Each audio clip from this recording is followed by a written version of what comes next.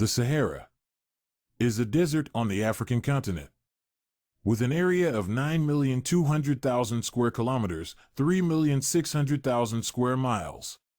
The desert covers much of North Africa, excluding the fertile region on the Mediterranean Sea coast, the Atlas Mountains of the Maghreb, and the Nile Valley in Egypt and the Sudan. Here there is Algeria. Algeria is the largest country in Africa. The desert represents 80% of its area. The water table is found primarily in the Algerian Sahara, one of the largest reserves of fresh water in the world. It contains more than 50,000 billion cubic meters of fresh water. This water is the result of accumulation that occurred during humid periods that occurred 1 million years ago. That is, in a stage of the early and late Cretaceous period. Biskri Abdelkarim gives us an insight into the largest irrigation system in the world. The principle of the idea is to build an iron tower whose height is close to that of Burj Khalifa. The tower is called the rain tree. It is about 800 meters long.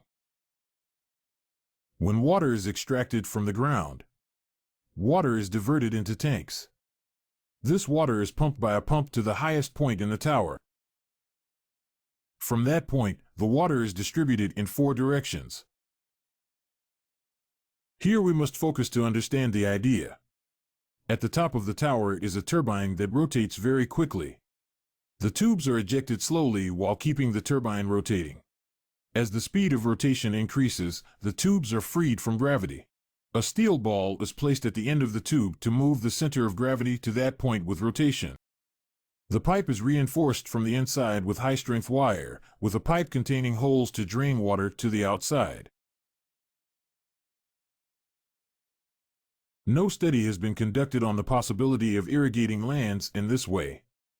But the water irrigation range is expected to reach about 3,000 meters. Because the more spin, the more matter is freed from gravity. If this idea succeeds in reality, we can say that it is the most powerful watering machine in the world.